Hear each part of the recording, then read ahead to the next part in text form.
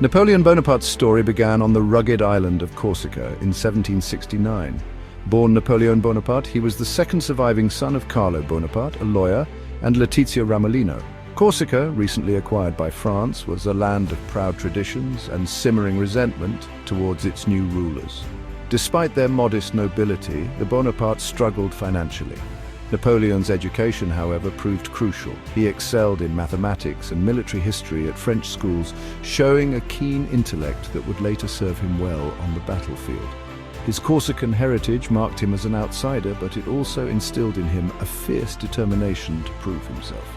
Napoleon's early military career coincided with the tumultuous French Revolution. The monarchy was overthrown, and France found itself embroiled in wars with its European neighbors.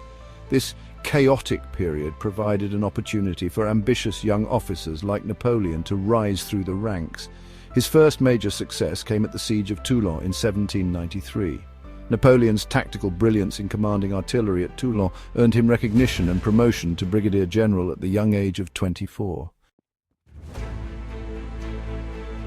The French Revolution continued to provide fertile ground for Napoleon's ambition. His military successes continued, particularly against royalist uprisings and Austrian forces.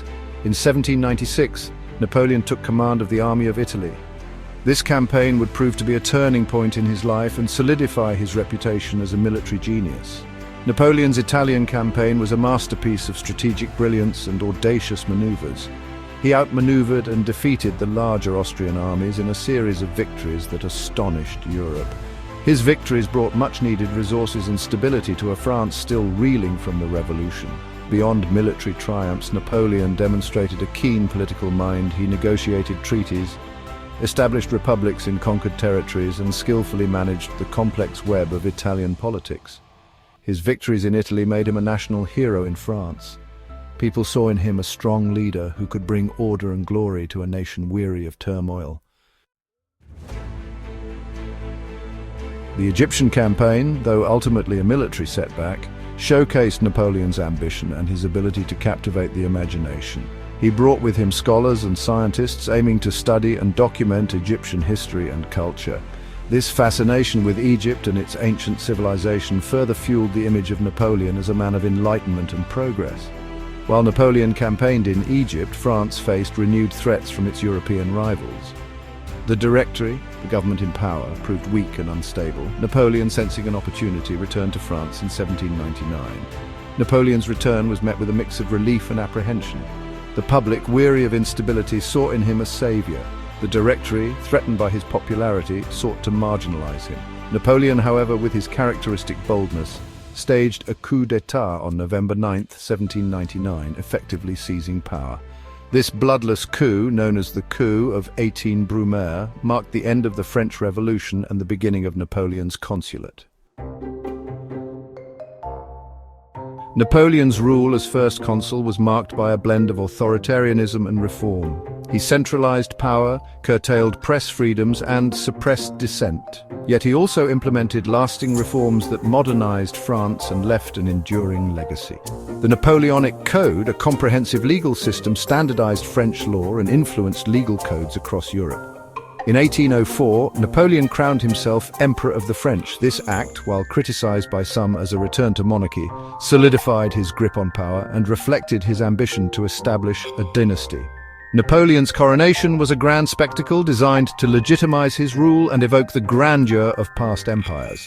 Napoleon's reign as emperor was dominated by a series of wars known as the Napoleonic Wars. His military genius was on full display as he led French armies to victories across Europe.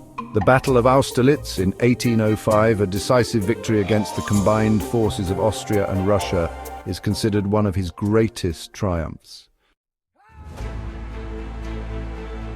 Napoleon's empire, built on military conquest and fueled by his boundless ambition, ultimately crumbled under the weight of its own contradictions. Defeated by a coalition of European powers, Napoleon was first exiled to Elba in 1814. He escaped and returned to France for a brief period known as the 100 Days, but was ultimately defeated again at the Battle of Waterloo in 1850.